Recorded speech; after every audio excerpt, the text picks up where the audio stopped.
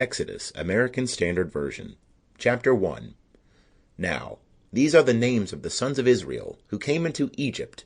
Every man in his household came with Jacob: Reuben, Simeon, Levi, and Judah, Issachar, Zebulun, and Benjamin, Dan, and Naphtali, Gad, and Asher.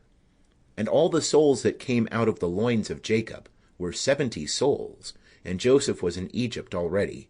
And Joseph died, and all his brethren, and all that generation.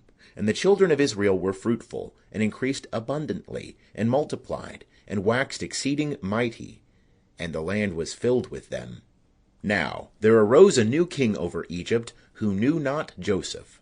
And he said unto his people, Behold, the people of the children of Israel are more and mightier than we.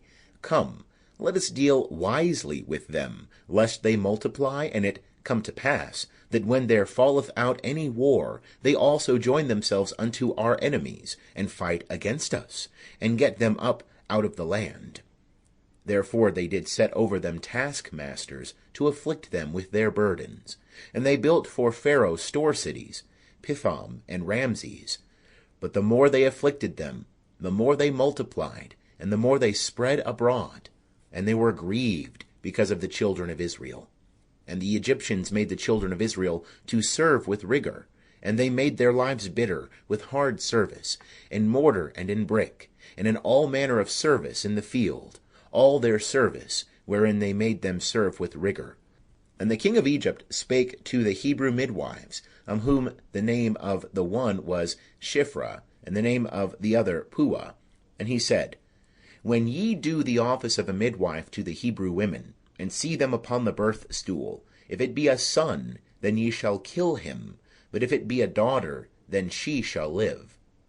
But the midwives feared God, and did not as the king of Egypt commanded them, but saved the men children alive. And the king of Egypt called for the midwives, and said unto them, Why have ye done this thing, and have saved the men children alive? And the midwives said unto Pharaoh, Because the Hebrew women are not as the Egyptian women, for they are lively, and are delivered ere the midwife come unto them. And God dealt well with the midwives, and the people multiplied, and waxed very mighty. And it came to pass, because the midwives feared God, that he made them households. And Pharaoh charged all his people, saying, Every son that is born ye shall cast into the river, and every daughter ye shall save alive. Chapter 2. And there went a man of the house of Levi, and took to wife a daughter of Levi. And the woman conceived, and bare a son. And when she saw him, that he was a goodly child, she hid him 3 months.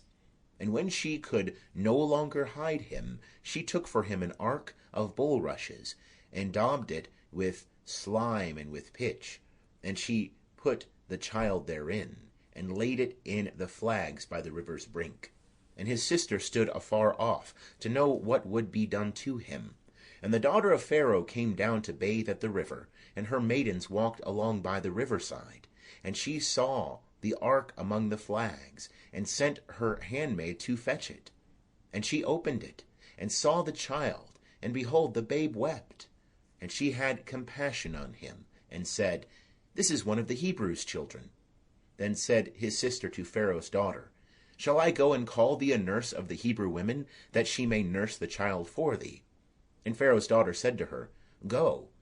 And the maiden went, and called the child's mother.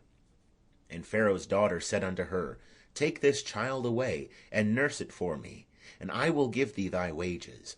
And the woman took the child, and nursed it.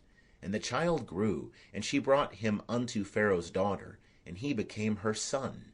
And she called his name Moses, and said, Because I drew him out of the water. And it came to pass in those days, when Moses was grown up, that he went out unto his brethren, and looked on their burdens. And he saw an Egyptian smiting a Hebrew, one of his brethren. And he looked this way and that way, and when he saw that there was no man, he smote the Egyptian, and hid him in the sand.